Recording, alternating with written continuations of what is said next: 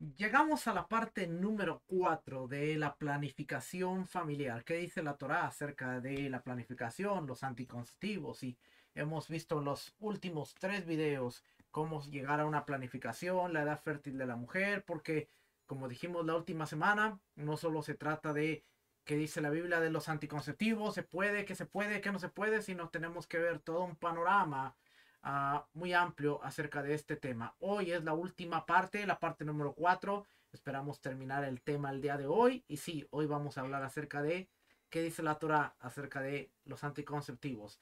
Pero si usted no ha visto ninguno de los otros videos, le recomendamos ver el video 1, 2 y 3 antes de llegar a esta parte para que usted vea cómo hemos llevado este tema para poder entenderlo de una mejor manera. Porque no solo se trata de un anticonceptivo, sino se trata de que hombre y mujer trabajen juntos para entender los cambios hormonales, los cambios físicos de una mujer, la edad fértil y todas estas áreas que a la postre van a llevar a la descendencia de los hijos y a una familia estable, una familia duradera, una familia plena. Así es que, acuérdese, tema del anticonceptivo no solamente es el aparato o lo que se usa, sino toda la planificación familiar, todo lo que conlleva. Y hoy esta es la última parte de este tema que iniciamos hace un mes. Así es, así que acompáñenos en este su programa Hogar con Valor.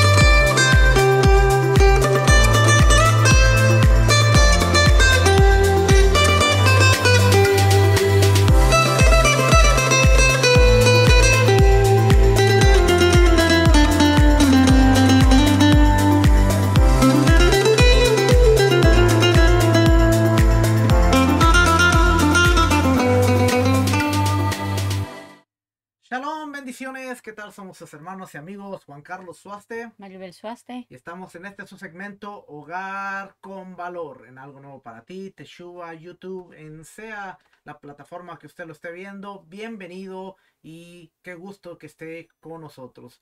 Hace un mes empezamos este tema acerca de qué dice la Torah acerca de la planificación familiar, los anticonceptivos. Nos hicieron una pregunta muy válida y quisimos abordar este tema empezando primeramente cómo funciona para llevarlo hasta este punto que estamos el día de hoy, porque hemos visto cuál es la edad fértil de la mujer, hemos visto que sí, aunque hay un mandamiento bíblico, el que Génesis capítulo 1 versículo 28, donde dice llenar la tierra, fructificados y multiplicados, llenar la tierra, y sabemos que es un mandamiento el multiplicarnos, que dice que es en los sabios con respecto a esto. Vemos que en la interpretación se dice, bueno, si una persona tiene un hombre y una mujer, un hijo varón y una hija hembra, ha llenado este mandamiento. Aunque no hay un mínimo de personas, también podemos ver cuando nosotros vamos a la Biblia, podemos ver que dentro de una pareja,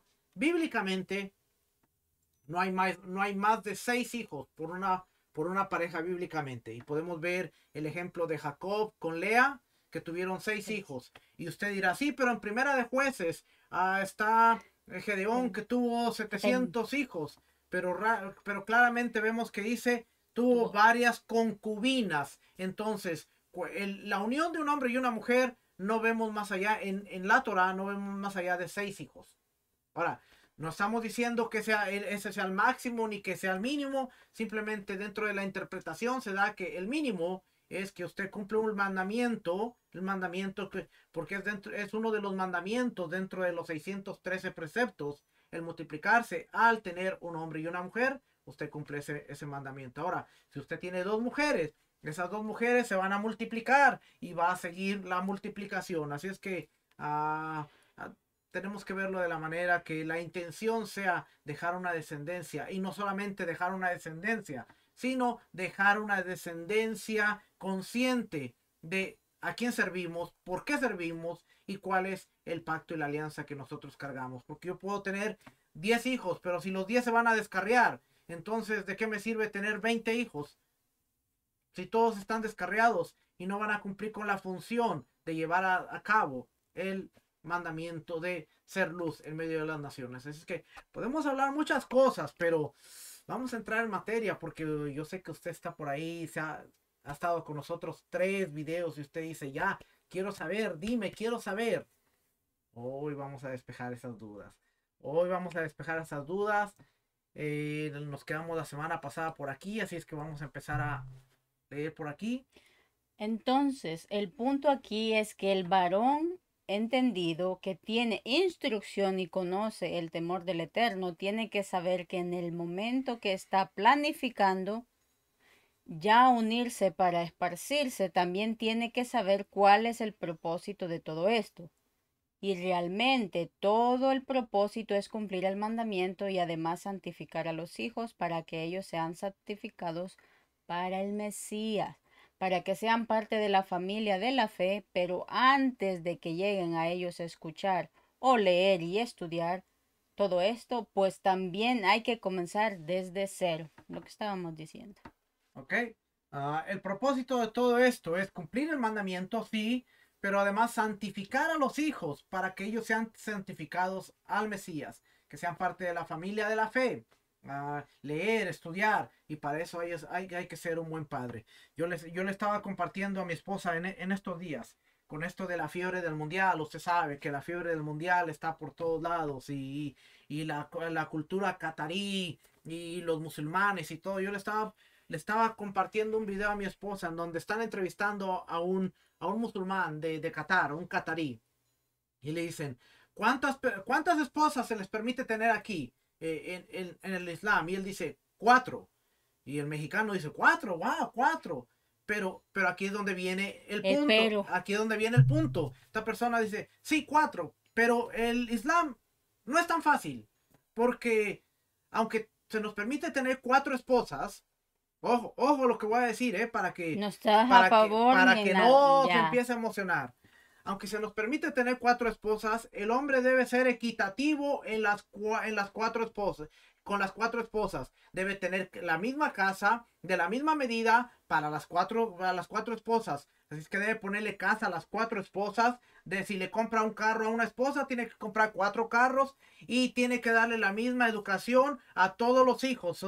Se quiere decir que él tiene que ser padre para no solamente los hijos de esta esposa, sino padre para los hijos que tenga en los 4 matrimonios. Así es que no es tan fácil, porque aunque la ley musulmana le permite al hombre tener más de una mujer, también le exige al hombre ser responsable al punto de, si usted va a querer tener 2 mujeres, debe tener los recursos financieros, debe tener el tempe moral y el tempe espiritual para atender a los 2 hogares.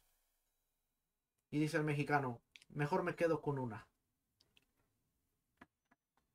Si hay tanto padre y tanta madre que no pueden ni con lo que tienen en la casa, mucho menos tener diferentes casas, porque en nuestra, ¿cómo se dice? En nuestra mente hay muchos que dicen, ay, yo tengo a la casa grande y a la casa chiquita, pero ni atiendes a la chiquita ni atiendes a la grande. Entonces ahí ya estás fuera del juego. Así es que, exacto, Estás fuera. así es que en estas culturas en donde vemos que, pero ellos sí pueden tener, pero cuando las vemos de adentro, uno dice, wow, tienen, Exacto. aunque sí tienen ese privilegio, pero tienen la responsabilidad de, aquí no es nada más de que yo voy a tener 2, 3, 4, sino que usted se va y es penado por la ley si el hombre no cumple su responsabilidad con las mujeres. ¿Y por qué estoy hablando de este punto? Porque estamos hablando de los hijos, y dice aquí que cumplir el mandamiento, sí, de multiplicarse, fructificarse, pero también el mandamiento debe tener la intención de que los hijos sean santificados al Mesías, que sean parte de la familia de la fe. Entonces, como parte de la familia de la fe, el padre debe tener la responsabilidad de decir, si yo si yo voy a tener 4 hijos, yo voy a tener la intención de criar a esos 4 hijos. No va a ser la obligación de un pastor, no va a ser la No. obligación de un rabino, no va a ser la obligación de un maestro, va a ser la obligación mía de dirigir a este hogar para que mis 4 hijos, hombres o mujeres, sepan cómo caminar en la Torah. No es fácil. Prepararse espiritualmente, santificarse, por supuesto, haber esperado y además, aquí lo aprendimos juntos, fue que las reacciones, las químicas que de entrada unos experimentan diferentes síntomas, o sea, volviéndose a todo del embarazo que estábamos hablando atrás.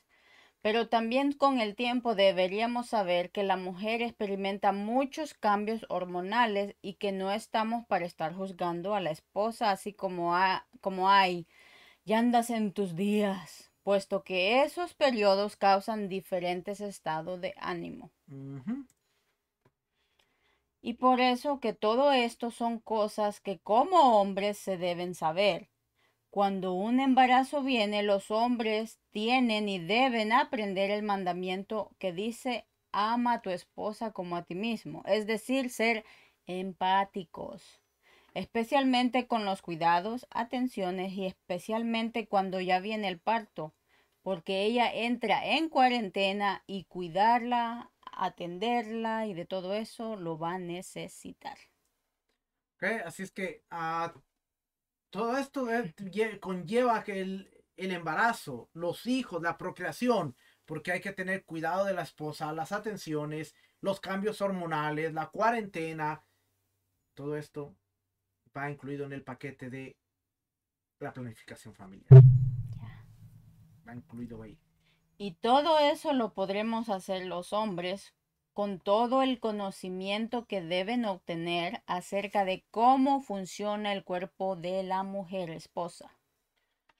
Y por eso los últimos 3 programas nos hemos enfocado en conocer el cuerpo de la esposa, porque si nosotros como hombres sabemos cómo sabemos y tenemos el conocimiento de cómo funciona el cuerpo de la esposa, será mucho más fácil la siguiente parte de entender métodos anticonceptivos, planificación, embarazo, posparto y cuidado de los hijos aún después del posparto. Sí. ¿Ok?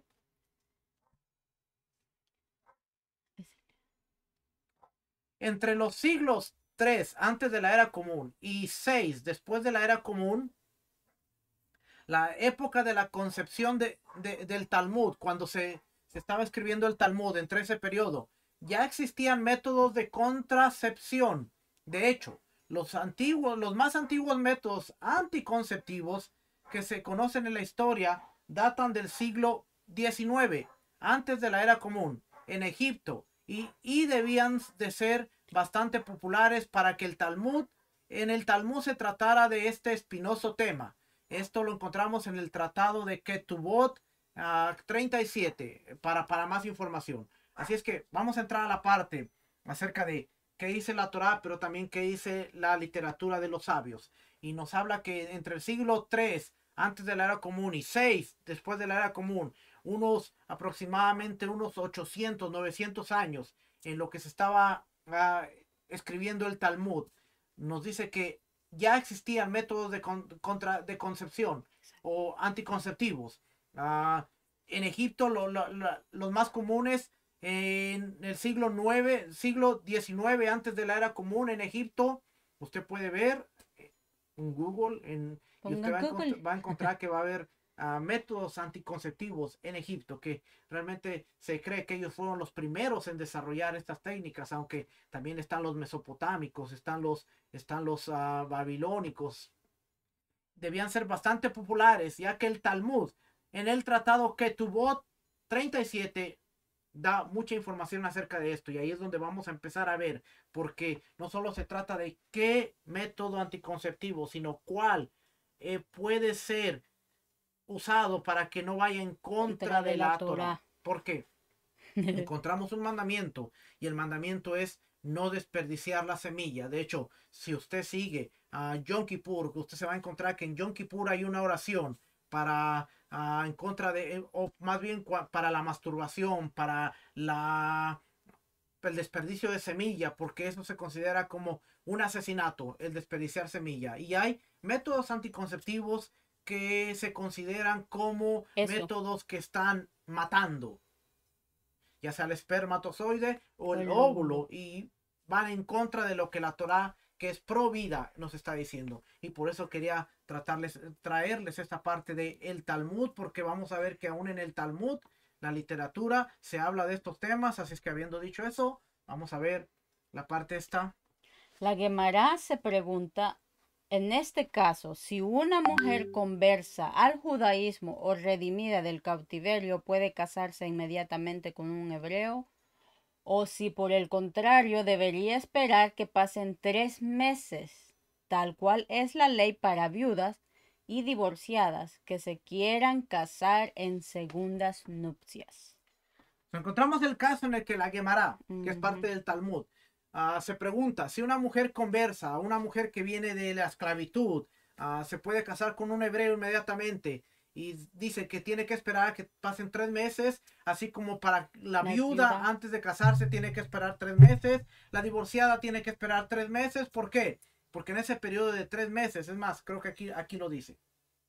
No me adelanto para que lo lea mi esposa. El motivo de este trimestre de espera es comprobar que si estuviera embarazada se supiera quién es el padre, pues a los 3 meses ya hay evidencias físicas de un embarazo. Y es aquí donde surge la cuestión de las mujeres que por algún motivo no desean caer embarazadas, bien porque fueran conversas o bien incluso porque fueran rameras. Y entonces aparece el término mog, que hoy en hebreo moderno persiste, por ejemplo, para designar a unas pelotitas que se forman con el uso continuado de una prenda de lana. En aquel tiempo el mog, dicen los exégetas medievales del Talmud, era una especie de tampón de algodón que impedía por absorción que el óvulo pudiera ser fecundado. Ahí lo tiene. Y esta palabra aparece en el Talmud. El Talmud dice el moj. ¿Qué es el moj?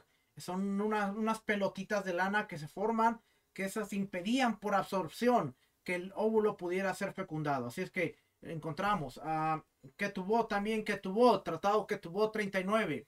Menciona a 3 tipos de mujeres que usaban el mog: menores de edad que pudieran ser violadas y víctimas de un embarazo no deseado, que podría llevarlas incluso a la muerte en el parto, las embarazadas y las embarazadas. Para impedir el hipotético y poco frecuente caso de los De embarazos 2 embarazos. simultáneos con concepciones separadas en el tiempo, o sea, para evitar dos. Y las mujeres que están en periodo de lactancia, porque entonces ya se sabía que un embarazo disminuía la cantidad de leche materna. Después, con el paso del tiempo, nuestros antiguos sabios mencionaron la existencia de cierto tipo de poción, fabricada a base de raíces, que producía una esterilidad temporal e incluso permanente si era ingerida en dosis elevadas. ¿Ok? Y es lo que pasa. Entonces, al Tratado del Talmud, Ketubot, menciona 3 tipos de mujeres que usaban este dispositivo, MOG, que era como un tampón con una Ya, cosa de algodón. A menores de edad que pudieran ser violadas, víctimas de un embarazo no deseado, de personas que pudieran llevarlas a la muerte, embarazadas para impedir el hipotético y poco frecuente de caso de 2 embarazos que se daba, que se hubiera una fecundación de dos de óvulos. 2 óvulos, con concepciones separadas en el tiempo, y las mujeres que estaban en periodo de lactancia porque podían quedar embarazadas y el embarazo disminuía la cantidad de De leche leche. materna. También el Talmud que tuvo 39 menciona un cierto tipo de poción que era fabricada a base de raíz natural. Producía una esterilidad temporal e incluso una permanente si era ingerida en dosis elevadas. Esto lo encontramos en el Talmud. La poción mencionada no tenía las características de los contraceptivos actuales.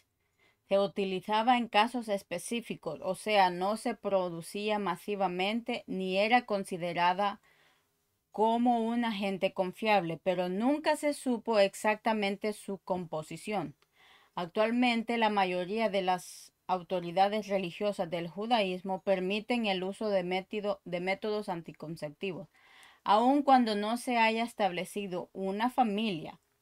En caso en que el embarazo pueda representar un peligro para la madre o si se sabe con certeza que el bebé se podría ver afectado por una enfermedad congénita, en determinadas circunstancias el rabino da su autorización basándose no solo en criterios médicos, sino también en consideraciones ligadas a las necesidades psicológicas de la madre.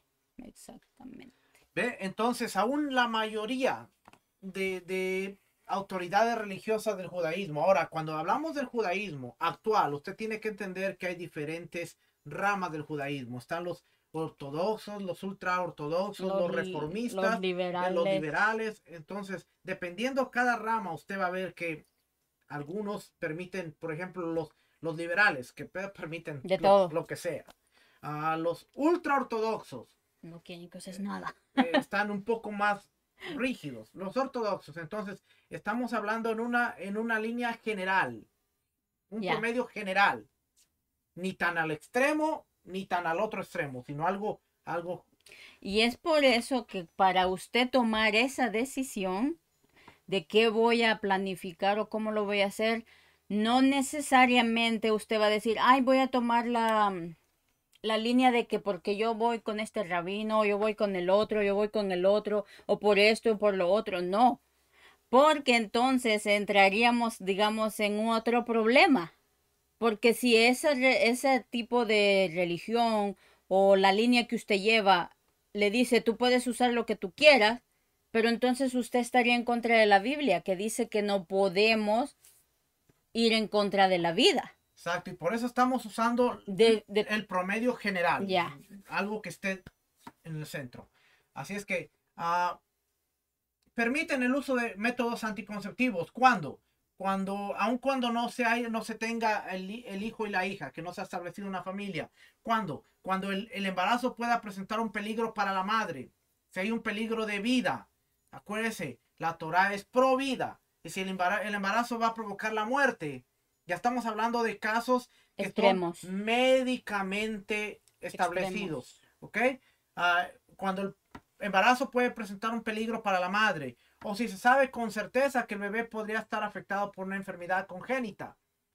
El rabino, en estas circunstancias, el rabino, basándose en criterios, no solo en criterios médicos, sino también en consideraciones ligadas a las necesidades psicológicas de la La madre. madre, Y es por eso que nos tardamos 3 videos para llegar aquí, porque estábamos explicando que lo importante es conocer a la mamá, conocer al al papá, hombre, conocerse en sí, para que cada familia, porque cada caso es muy distinto al del otro, otro. cada caso sepa lo que está internamente y de ahí tomar una buena decisión.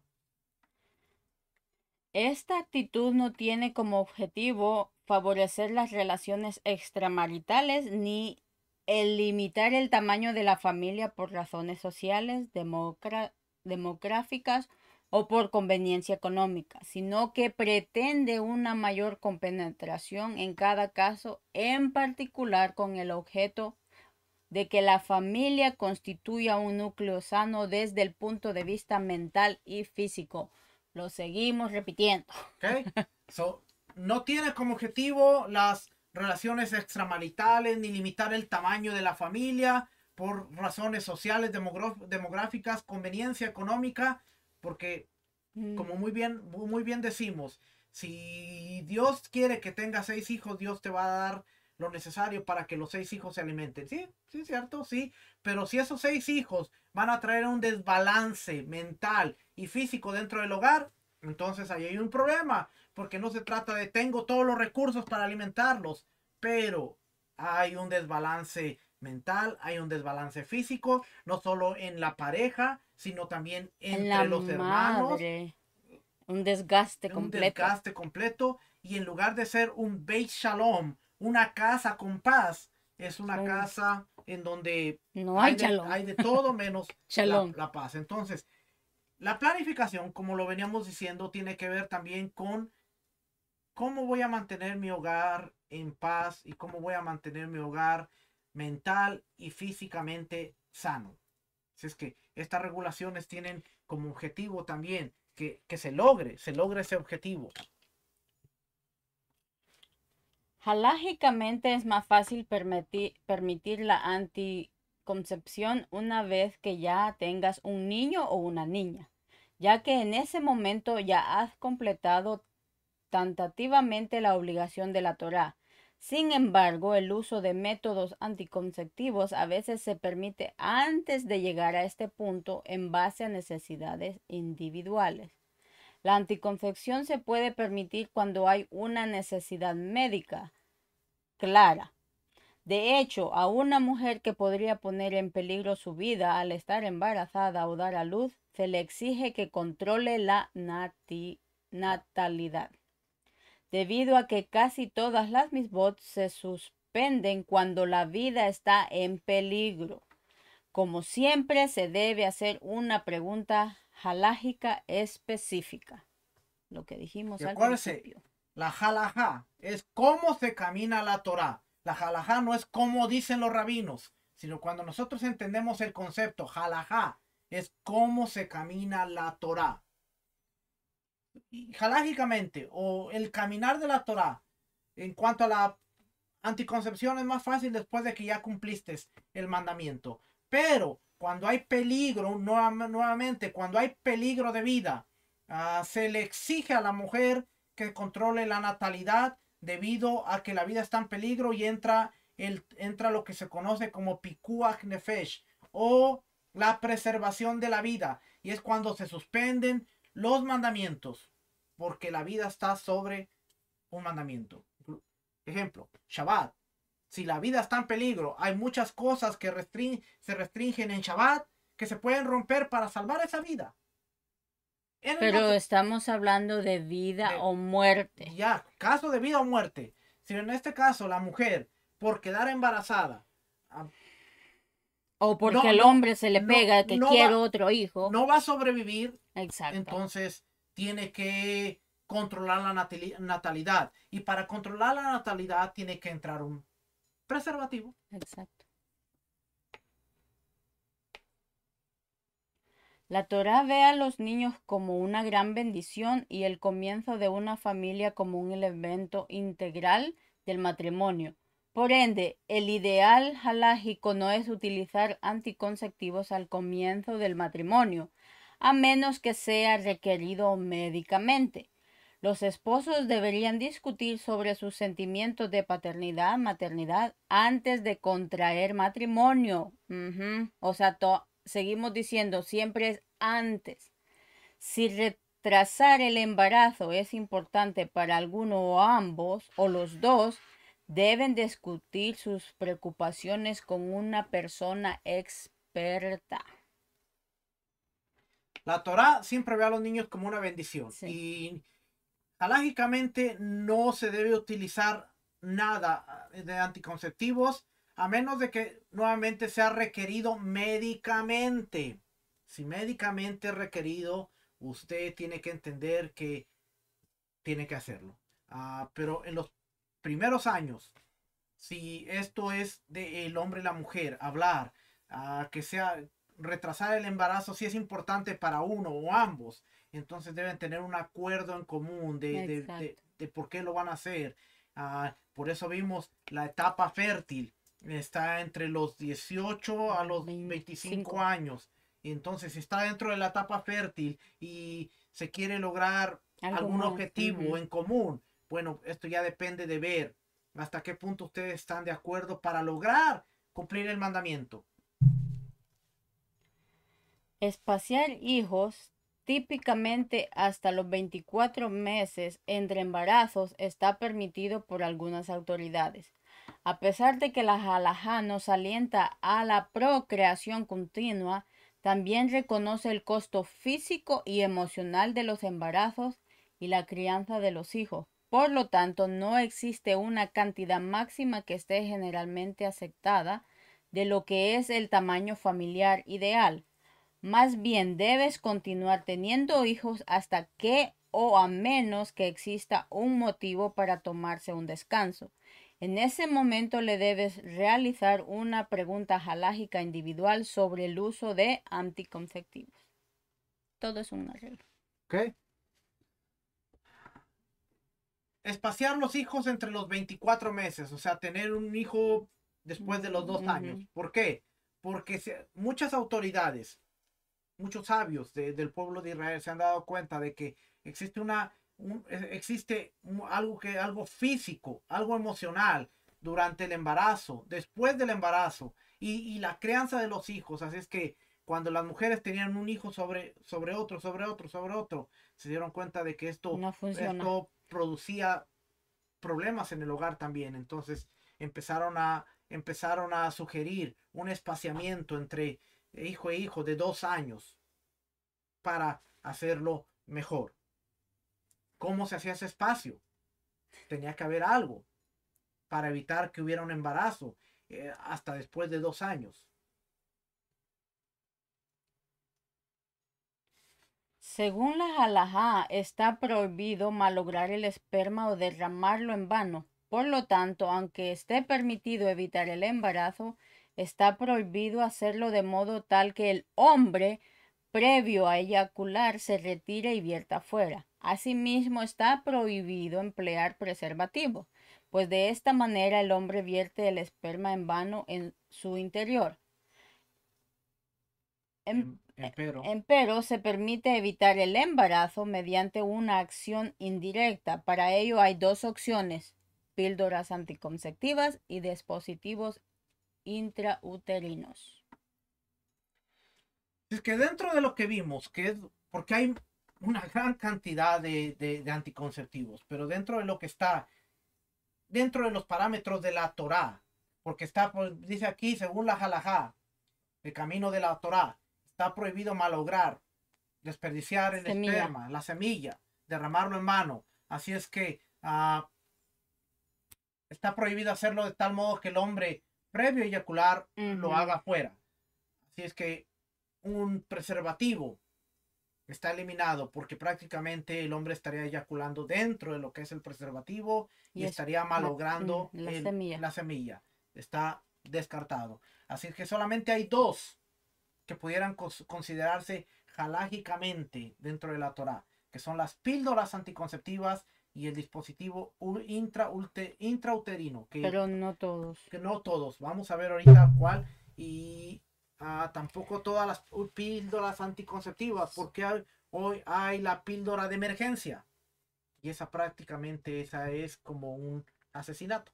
Y todo vuelve a lo que le estamos diciendo. Nosotros le estamos dando información, pero no No le estamos diciendo qué hacer. que hacerla o que específicamente están correctas, porque cada cuerpo es diferente, cada persona piensa diferente. Entonces usted solo tome la información, hable entre pareja, hable con Dios y Consulte después, con un experto. exacto, y después usted tomará las decisiones correctas. Estos dos métodos anticonceptivos son considerados sumamente eficientes en los efectos de evitar un embarazo y los mejores desde el punto de vista halágico, ya que en ambos casos el embarazo se impide de modo indirecto en el cuerpo de la mujer y sin malograr el esperma. Por lo tanto, cuando es permitido obtenerse de engendrar, todos los juristas consideran en autorizar el uso de estos métodos. Existen otros dos métodos que son menos eficientes a los efectos de evitar el embarazo y menos apropiados desde el punto de vista halágico. A. Espuma o supositorios que neutralizan el esperma. B. El diafragma. Todo lo que se explicó en las halajot anteriores en cuanto a qué se permite evitar embarazos o A priori. a priori se refiere a los casos en los que se hace uso de píldoras anticonceptivas o dispositivos ultraterinos. Empero, en el caso del uso del diafragma o del neutralizador de esperma, la autorización para su uso es siempre a posteriori, y a los efectos de emplearlo se necesita que el justificativo de la abstención de engendrar sea sumamente significativo. En el caso de una mujer que logra evitar el embarazo mediante las persistencias en el amamantamiento, queda liberada de todos los efectos secundarios posibles del uso de anticonceptivos. Por ello, cabe recomendar a una mujer que no teme quedar embarazada poco después de un parto que durante el periodo de la lactancia no use métodos anticonceptivos, y si en este tiempo no recibe el periodo y no se embaraza, habrá saber que en su caso esto se debe a que da pecho, La la lactancia. lactancia.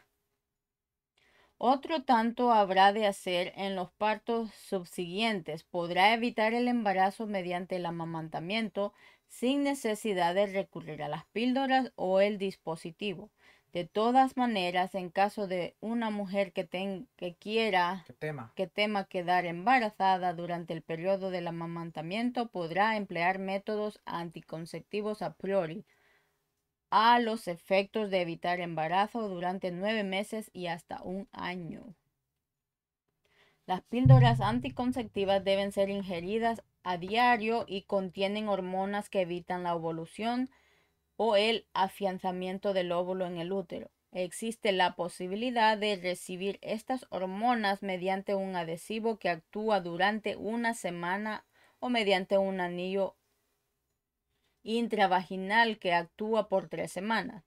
La ventaja de los métodos anticonceptivos hormonales radica en que son sencillos de aplicar y pueden ser empleados por un mes solamente o durante años. Otra ventaja es que su uso interrumpido permita prolongar un periodo de pureza. De lo anterior resulta que si normal y naturalmente los periodos de pureza duran 2 semanas o a lo sumo 3. De esta forma es posible calcular los días del periodo menstrual de modo tal que se adapte a las necesidades de la pareja. Empero no se debe tomar píldoras por periodos prolongados sin consultar a un médico. O sea que en otras palabras, la píldora lo que hace es que de manera más natural está impidiendo que haya un embarazo. ¿Por qué? Porque se sigue rigiendo base al periodo. Es que Ah, produce hay, progesterona. hay píldoras donde le arregla a la mujer el sistema hormonal para que su periodo sea más normal, porque hay mujeres que tienen periodos irregulares, que naturalmente es imposible, porque si usted dice, bueno, vamos a hacerlo a través del calendario, pero si la mujer es irregular, Vas a pues quedar usted embarazada. no va a saber cuándo. Si es que muchas de estas píldoras lo que hacen es también arreglan y ayudan el desbalance hormonal para ayudarle a la mujer a tener una secuencia y hacerlo casi de manera natural. El periodo de pureza dura 2 semanas, hasta lo sumo 3. ¿Por qué? Porque sabemos que el mes tiene 4 semanas y durante una semana la mujer normalmente está en su menstruación. Después viene un periodo de pureza que ocurre durante esos 7 días hasta que la mujer queda pura nuevamente y quedan 3 semanas. Yep. Entonces, normalmente, muchas veces se pasa de esa semana y hay que esperar una semana más porque durante esa semana todavía la mujer está saliendo de su menstruación. Así es que el tiempo se acorta a 2 semanas. Bueno, con la píldora ahora dice que usted tiene 3 semanas porque es más regular y más constante. La desventaja del uso de estos métodos radica en que con frecuencia las hormonas provocan efectos secundarios, por ejemplo, malos estados de ánimo, aumento de peso y disminución en el deseo de cumplir con el precepto ONA. Empero, ONA, ¿qué es ONA? El precepto de ONA es la actividad sexual. ¿Okay? Así es que hay desventajas en estos porque hay efectos secundarios. Por ejemplo, malos estados de ánimo, aumentos de peso y disminución en el deseo de la mujer de cumplir con su obligación. Y eso causa mucho problema si el hombre no entiende que es producto de lo que está tomando. Ahí es otro problema si usted no entiende que no es que su esposa no lo ama o no quiere estar con usted, son efectos de los de los anticonceptivos. anticonceptivos. Y ahí entra una vez más en donde el hombre tiene que estar constantemente educándose, constantemente entendiendo la función del cuerpo de su mujer, Mujer. de su esposa. Dado que Dado que existen muchas variedades de píldoras anticonceptivas, asesorándose con el médico se puede ir probando hasta dar con la más adecuada y de esa forma reducir notablemente los efectos secundarios. Yep. Otro inconveniente es que se sospecha que las hormonas pueden llegar a provocar cáncer. Si bien hoy en día los médicos no lo ven como algo riesgoso y algunos sostienen lo contrario. Esto es que la ingestión de hormonas reduce el riesgo de contraer algunas enfermedades. Asimismo, a veces la ingestión de píldoras anticonceptivas puede provocar sangrados que impurifica. purifican. Generalmente esto se puede solucionar cambiando una píldora. No, Lo que estábamos hablando. no todas las píldoras van a Tienes, trabajar en cada persona. Es, porque todos somos diferentes. es manera de ir probando, ir hablando con un médico y tener una comunicación continua, tanto hombre como mujer, dentro del matrimonio. Durante el periodo del amamantamiento se debe ingerir unas píldoras especiales que no afectan la producción de leche. Empero esto hace más frecuente el sangrado. Generalmente, si a diario se ingiere media píldora suplementaria, el sangrado suele detenerse. Sin embargo, de persistir se debe procurar una solución alternativa. Exacto. Seguimos aquí. El dispositivo ultraterino, Intrauterino. eso, es introducido en el útero por medio de un médico y de un modo que no resulta del todo claro. Evita el afianzamiento del óvulo en la mucosidad uterina. La ventaja de este método radica en que carece de los efectos secundarios de las hormonas y de los riesgos que se les audican, de que no es necesario recordar ingerirlo a diario. Por ello, muchas mujeres prefieren este dispositivo al uso de hormonas. Ojo que dice aquí que este dispositivo únicamente es introducido en el útero para evitar el afianzamiento del óvulo. No tiene nada que ver con que cuando el óvulo se fecunda con el espermatozoide, Exacto. o que el espermatozoide, simplemente evitar que el óvulo se afiance y de esta manera siga su camino hasta llegar a ese sangrado normal. ¿Okay? Es todo lo que hace. Por eso es un dispositivo que solamente impide que el óvulo llegue a afianzarse. Es todo. ¿No? Porque hay diferentes dispositivos, Que pero este, sí. su único trabajo es eso, evitar que el óvulo se afiance.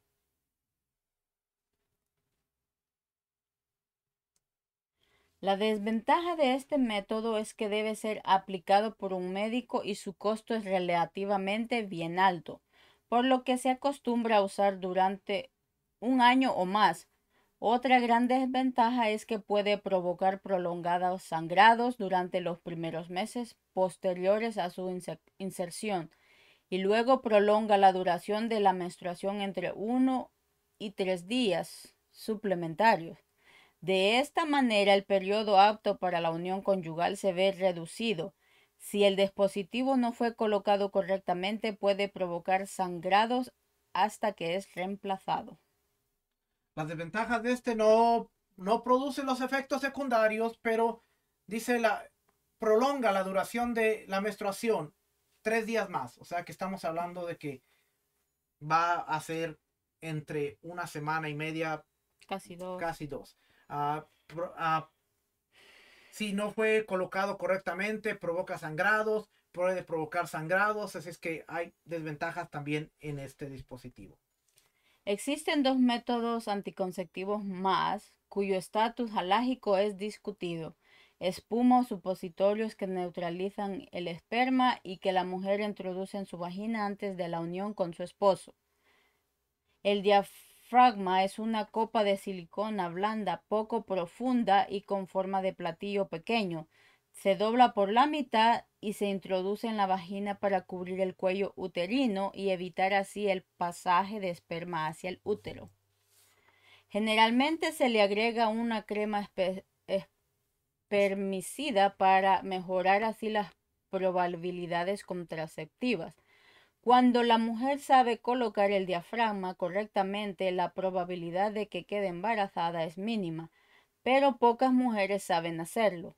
En la práctica, entre aquellas que emplean este método y cumplen regularmente con el precepto de ONA, un 10% quedan embarazadas a lo largo del año. O sea, que una Ya. gran cantidad de mujeres.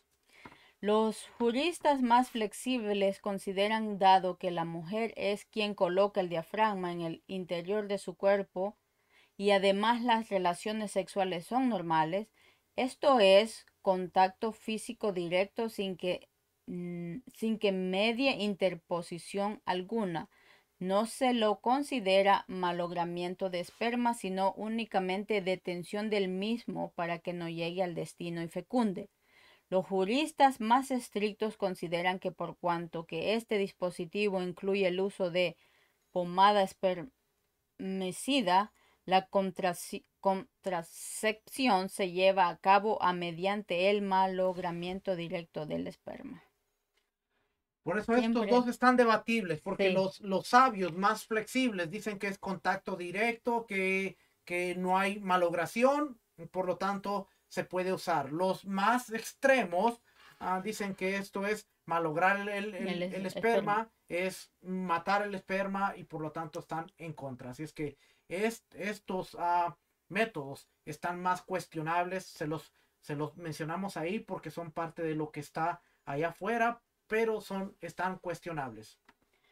Cuando es sumamente necesario evitar un embarazo y difícil utilizar píldoras o dispositivo ultraterreno, se puede emplear estos métodos. Sin embargo, dado que con su uso la probabilidad de embarazo es superior al 10%, en caso de necesidad se los puede emplear por cuanto que la contracepción no es absoluta. Esto es así a condición de que quienes lo usan hayan acordado que si ha de iniciarse un embarazo recibirán al nuevo bebé de buena gana. ¿Okay? O sea, que quien lo use y eh, se logre un embarazo, ese bebé va a ser bien recibido porque la probabilidad de que Quede. quede embarazada es de un 10%, o sea que Es mucho. está ahí. Esto es lo que tenemos para usted. No le vamos a mencionar toda la Uh, otra gama de porque hay muchos. porque hay muchísimos, pero esto es lo que está dentro de los parámetros, inclusive los dos que están debatibles, se los pusimos ahí, pero realmente está eso, aunado de que el método más recomendable y el más común es el de la abstención, el de saber el calendario, el método normal, pero En ese, este tiempo pero ya. ese método solamente las abuelitas de De antes antes. sabían calcular todo y aún así muchos hijos fueron de Se me chispoteó. se nos salió por ahí un accidente.